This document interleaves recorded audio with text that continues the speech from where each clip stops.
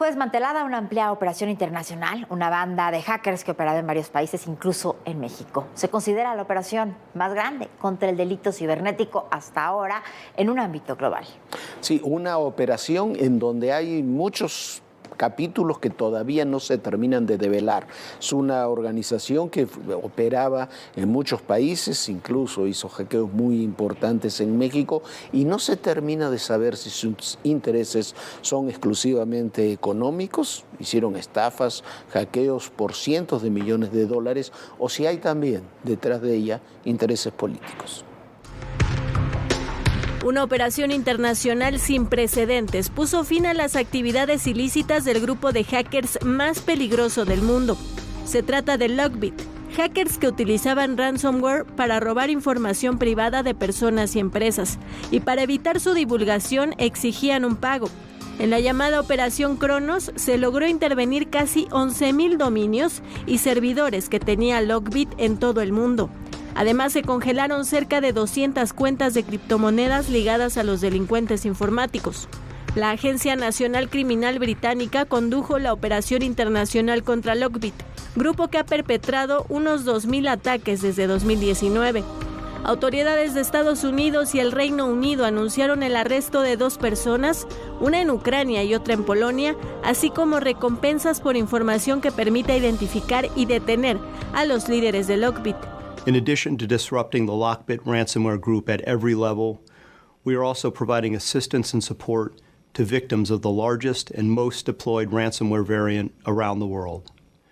It is difficult to say exactly how many victims of Lockbit there are, but we estimate in 2023 alone, there were 1,000 victims just in the United States. De acuerdo con la agencia británica, el Departamento de Justicia de Estados Unidos, el FBI y la Europol, la extorsión a más de 2,000 víctimas en todo el mundo le dejó ganancias ilícitas a este grupo de hackers por más de 120 millones de dólares.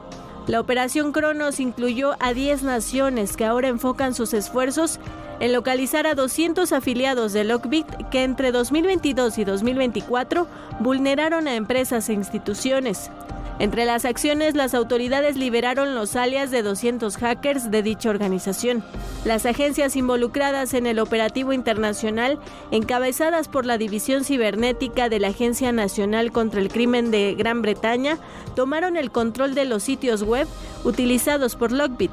Entre las empresas e instituciones atacadas se encuentran las mexicanas Grupo Dina, Foxconn Tijuana y entidades de gobierno como los Servicios de Salud de Veracruz y el Aeropuerto Internacional de Querétaro.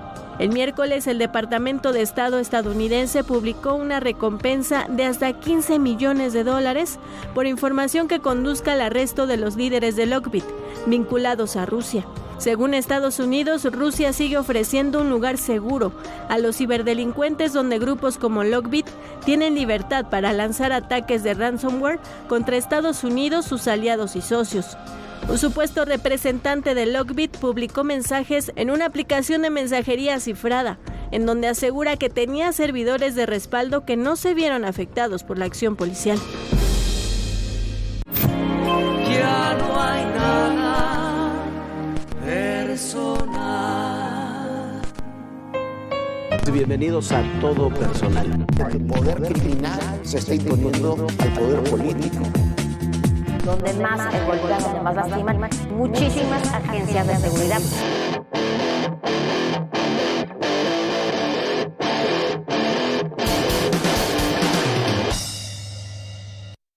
Hace un año aquí le presentamos un documental de Viviana Belsazo sobre la relación de México y Estados Unidos en términos de seguridad. En uno de esos capítulos mostraba cómo había sido esa relación en la época de la Guerra Fría y cómo intervenía en ella la entonces Unión Soviética. Hay muchas similitudes con lo que estamos viviendo en la actualidad. También muchas incertidumbres similares a aquellas.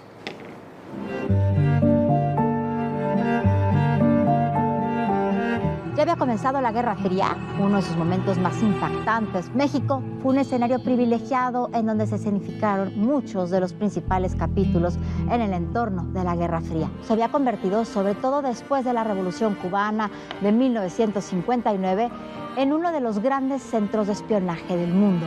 Aquí operaban todos, desde la CIA hasta la KGB, desde el Mossad hasta los servicios de inteligencia cubanos. Si bien México mantenía, al igual que Francia y otros países, una posición que denominaban de tercera posición, lo cierto es que la colaboración con las agencias de los Estados Unidos era estrecha en muchos casos y tolerada en otros casos. Cuando Hoover tiene la visión de que tiene que expandir, porque el crimen realmente es más allá de nuestras fronteras, y reconoce eso en 1940, y abren la primera oficina aquí en México. De hecho, esto es la primera cooperación en temas de seguridad que tenemos en el mundo, es en México. Hoover reconoce que necesita asistencia del público para poder realmente encontrar los prófugos más importantes. Inicia un programa que en aquellos entonces se llamaba el Public Enemy No. 1. En México hemos encontrado 20 de los más buscados del FBI, más que todos los demás países en combinación. Pero antes de eso, dos hechos conmovieron al mundo. El primero fue la crisis de los misiles en octubre de 1962. La humanidad, hasta ese entonces, nunca había estado tan cerca de una guerra nuclear. Y un año después, en noviembre de 1963, fue asesinado el presidente John F. Kennedy en Dallas, Texas, supuestamente por Lee Harvey Oswald, un oscuro personaje que había sido militar, que combinaba las ideas de ultraderecha con otras comunistas, que había estado exiliado en la Unión Soviética y después regresó a Estados Unidos, donde se convirtió en militante anticubano en ocasiones, pero también en ocasiones había estado a favor del régimen de Fidel Castro. Pero luego de ese crimen se supo que Oswald había estado de visita en México poco antes del atentado, que había buscado reuniones con las embajadas de Cuba y de la Unión Soviética y que incluso estuvo en alguna fiesta privada, invitado por Elena Garro, entonces esposa de Octavio Paz.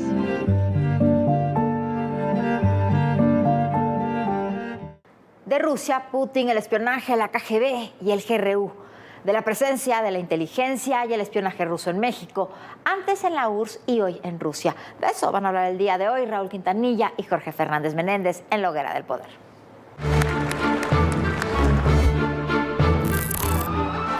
Una visión oscura de la sociedad.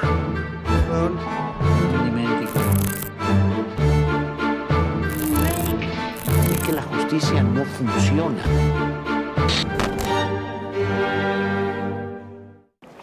Bueno, las operaciones de los servicios de inteligencia, desinformación, antes soviéticos, ahora rusas, son muy conocidas y han sido muy conocidas a lo largo de la historia, y la intervención que han tenido en los últimos años también ha sido develada por reportajes periodísticos, investigaciones gubernamentales, pero todo esto, maestro Raúl Quintanilla, ¿cómo está, mi querido gusto, maestro? Como siempre, toda esta historia de los servicios tiene un antecedente muy añejo, no solamente desde la actualidad, de la Guerra Fría, sino desde mucho antes, que hay servicios de inteligencia, información, espionaje, como lo querramos llamar, que vienen y que son prácticamente una norma en todos estos procesos que le podríamos llamar ahora de desestabilización o de recuperación o de influir en otros países. Mire, maestro, sobre todo en esta zona, Rusia, antes Unión Soviética, antes el Imperio Ruso, siempre ha sido una costumbre la persecución política. Siempre ha sido una costumbre el hecho de estar en riesgo cada vez que te atreves a dar una simple opinión. El hecho de recibir una felicitación o un apoyo de alguien te pone más en riesgo porque lo consideran como un peligro. En épocas de la modificación de San Petersburgo con el zar Nicolás I, ahí empieza el gran manejo, la fundación de la policía política en el Imperio Ruso con Nicolás I. San Petersburgo tiene una plaza verdaderamente maravillosa donde hay una torre. Todo el mundo sabía que en esa torre había torturas, había presiones, había dolor humano, el terror, lo macabro estaba en medio de esa hermosísima plaza de San Petersburgo. Siempre ha sido una tradición en el pueblo ruso de sentir que algo te persigue, de que no puedes hablar con una constancia, de que todo significa estar en peligro. Y ya no se diga en los procesos donde en la Unión Soviética se pensaba que todo iba a ser un proceso de creación, de libertad, hasta que llega la gran frase de Trotsky, donde dice: si el pueblo va a provocar que la revolución se detenga, es momento de pedirle al pueblo que se haga a un lado y que guarde silencio. Y en ese momento empieza toda una persecución. Sí, y que Stalin llega a un grado máximo, ¿no? No, maestro, con los juicios revolucionarios. Con la Checa, se llamó la Checa primero, luego la KGB, ahora se llama el GRU y RCB. Y de la KGB nace su amigo. Sí, amigo Putin.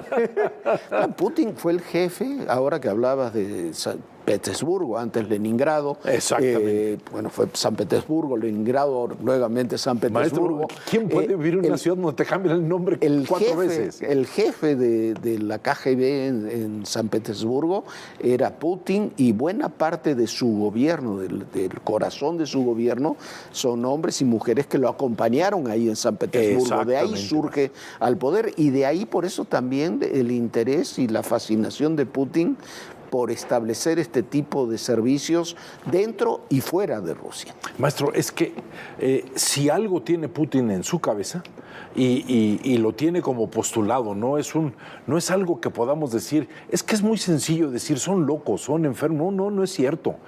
Claro. O sea, llamarle locura a todo un proceso de estrategia para desestabilizar zonas, hemisferios, no tiene nada que ver con la locura.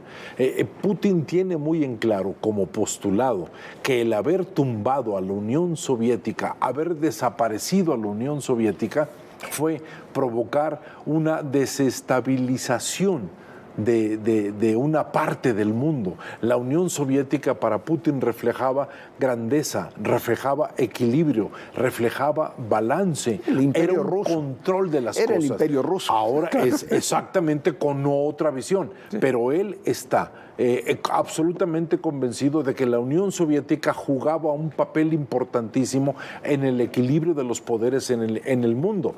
Esa teoría, ese postulado lo tiene perfectamente en claro desde que es un asistente o una de las gentes o personas de confianza de Boris Yeltsin, que Boris Yeltsin es el que impulsa la carrera de el maestro Putin, que lo sacaron de la KGB para convertirlo en otro tipo de político, ¿sí? Pero es un hombre que en sus procesos emocionales es absolutamente impreparado para perdonar, impreparado para poder convivir con otros. Es un hombre con tendencia al aislamiento, es un hombre con capacidad de contención de la cólera, maestro. La mirada de Putin es muy parecida a miradas donde el poder ya se instaló.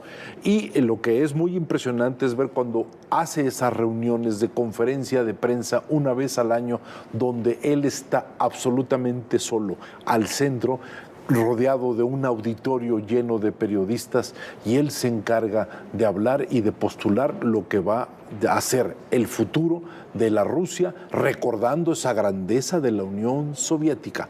Ya, el Imperio Ruso para ellos es historia, ¿sí? La historia fascinante de la madre Rusia, pero él abreva de la Unión Soviética, tiene ideas perfectamente claras de qué significa el control en ese sentido. Sí, ¿no? Y además el deshacerse de sus adversarios sin ningún mínimo prurito, ¿no?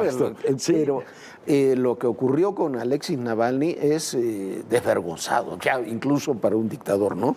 Primero tiene un ataque con ácido, lo contaminan, tratan de envenenarlo con este Novochny, se llama, con este producto, se salva la vida. Entonces cuando regresa a Rusia lo mandan detener supuestamente por terrorismo y lo matan en una cárcel.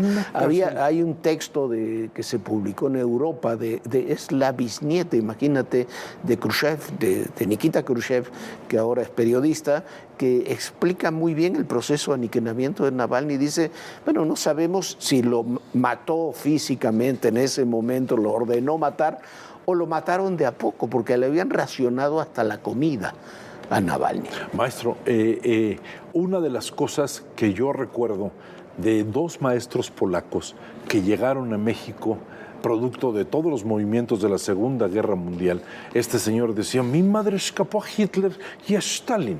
Decía, pero Putin será la tumba para muchos. Ellos como polacos decían, la dulzura del pueblo ruso trae una violencia notable. Ellos pueden sonreírte de manera dulce y te meten la cabeza en un lavabo y no te dejan respirar y ellos estarán siendo suaves. Eso decían los polacos porque se morían de miedo con esa situación. ¿Cómo manejaban ellos la tortura? La tortura no es el hecho de estarte lastimando físicamente, te van deteriorando la dignidad, te van deteriorando la capacidad de resolución, te van quitando primero no solamente el alimento, te encierran, te dejan sin palabras, te impiden la lectura, no sabes a dónde estás.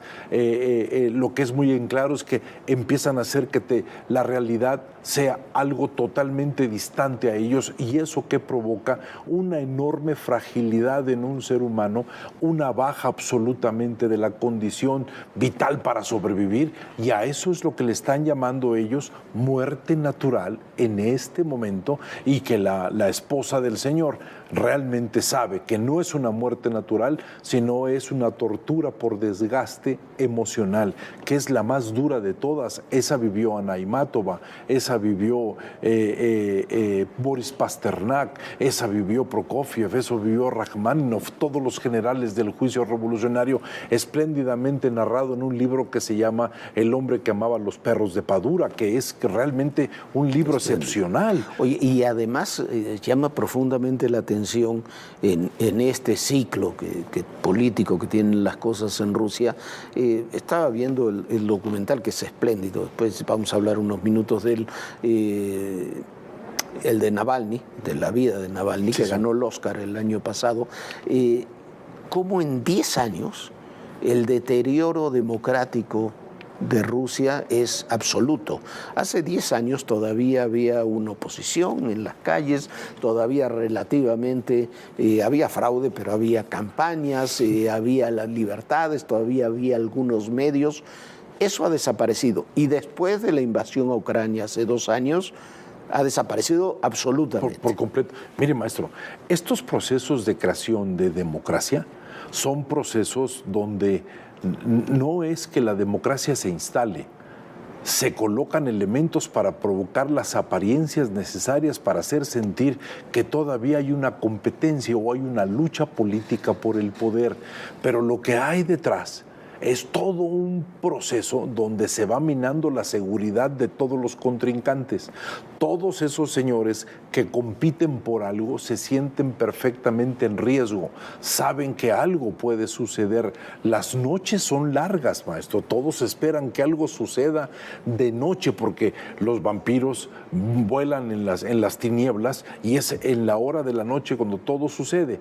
Llega un momento en que para la figura dictatorial ese proceso democrático ya no es útil. ¿Por qué? Porque lo que tiene que demostrar es que de él sale toda la decisión, de él sale toda la fuerza. Y es cuando empiezan los elementos de la nostalgia, el estar hablando de las cosas anteriores, es lo que empieza a hacer que todo lo que rodea cercano a ese país entre en un proceso de amenaza, porque ya empieza el líder absolutamente fortalecido y sostenido y creado a través de una falsa democracia, una apariencia democrática, y entonces van minando en esa apariencia democrática y se va fortaleciendo esa figura. Es por eso que la democracia no necesita 20 años para morir. En 3 años de descuido, un país absolutamente está minado en su seguridad, en su riesgo y en la violencia interna, que es lo que hace que los tiranos se mantengan con una gran fuerza y un gran poder, maestro. Muchísimas gracias. Gracias a usted, maestro.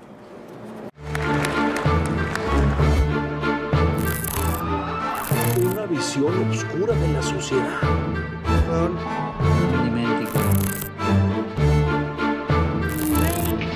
Es que la justicia no funciona. Y hoy el presidente Joe Biden ha anunciado las sanciones que mantendrá Estados Unidos contra Rusia por el asesinato de Alexei Navalny. I'm announcing more than 500 new sanctions in response to Alexei Navalny's death. Because, make no mistake, Putin is responsible for Alexei's death. Así de contundente fue este viernes el presidente de Estados Unidos, Joe Biden. Impuso amplias sanciones contra Rusia, dirigidas a más de 500 personas y entidades en medio de la conmemoración por el segundo aniversario de la invasión de Ucrania y en represalia por la muerte del líder opositor Alexei Navalny, de quien aún no han entregado el cuerpo a sus familiares. Para estas sanciones, Biden apuntó el Sistema Nacional de Tarjetas de Pago de Propiedad Estatal Rusa, al operador del sistema de pago Mir, al banco SPB, al productor de oro Usuarzoloto, al fabricante de tubos TMK y a la importante siderúrgica rusa Mechel. También tiene la mira puesta en el fabricante de la limusina de lujo rusa Aurus, la misma marca que usa Vladimir Putin como vehículo oficial y que incluso el pasado jueves le regaló una réplica a Kim Jong-un, presidente de Corea del Norte. Habrá restricciones a la exportación de casi 100 entidades que prestan apoyo encubierto a la maquinaria de guerra rusa. Ante esto, Vladimir Putin respondió. Anunció prohibiciones de entrada a más representantes de la Unión Europea en Rusia. Los roces escalan entre Rusia y la Unión Americana debido a la acumulación de conflictos. Mañana se espera que Biden tenga una videoconferencia con los líderes del G7 y el presidente ucraniano Volodymyr Zelensky para incrementar acciones en contra de Rusia. Y como siempre, qué ver, qué oír y qué leer este fin de semana. Qué ver dos documentales extraordinarios de lo que hemos hablado mucho a lo largo de este programa y que tienen relación con lo que hace unos minutos abordábamos, la labor de los servicios de inteligencia de guerra cibernética de Rusia en México y en el mundo. Uno, el ganador del Oscar a Mejor Documental el año pasado y que tiene especial actualidad, se trata de Navalny, que cuenta con una terrible premonición, la persecución, los intentos de asesinato y la lucha del principal opositor de Vladimir Putin, Alexei Navalny, muerto la semana pasada en una prisión de máxima seguridad en Siberia.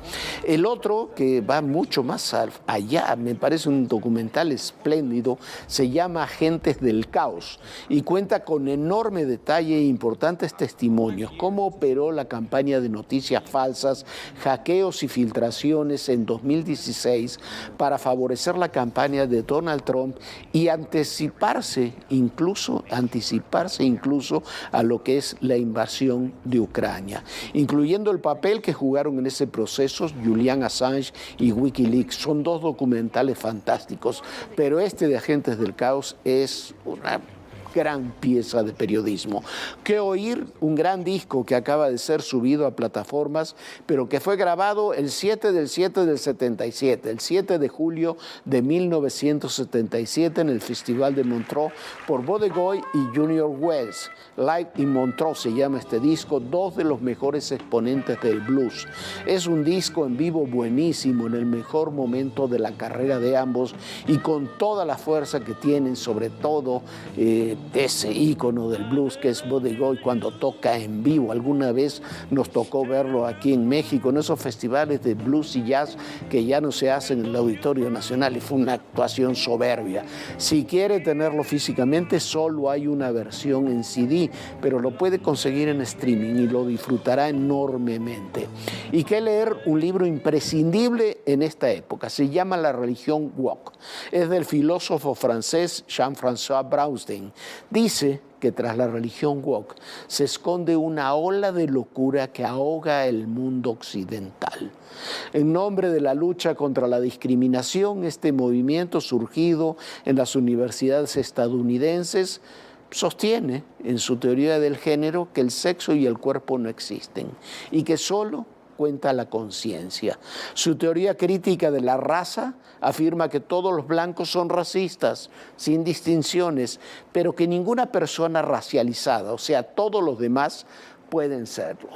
La religión woke sostiene que todo conocimiento está localizado y que no existe ciencia objetiva, ni siquiera en las disciplinas tradicionales. El objetivo de los woke, dice Brownstein, y que es un filósofo de izquierda, no lo vea usted, un filósofo, un hombre liberal, progresista, no es de ninguna forma un conservador. El objetivo de la religión woke, como él le llama, es deconstruir, o sea, eliminar toda herencia cultural y científica de un occidente al que acusan de sexista, racista y colonialista. Una teoría que califica de absurda y que rechaza la razón y la tolerancia, que hasta ahora, dice Brownstein, había sido, y tiene toda la razón, el núcleo del conocimiento en Occidente, Viviana. Bueno, Jorge, pues ahí están todas tus recomendaciones. Yo le recomiendo, si quiere ver muchos contenidos especiales de Todo Personal, se una a nuestras redes sociales, simplemente escanee el símbolo QR y le deseo que tenga un gran fin de semana cerca de su gente querida. Por supuesto, lo veo el próximo lunes, lo vemos aquí en Todo Personal el próximo lunes en punto de las 11 de la noche. Bonito fin de semana, Jorge. Bonito fin de semana, muy buenas noches, Viviana, muy buenas noches a todos ustedes. Y recuerden, el poder y en la política, todo, pero absolutamente todo es personal. Gracias.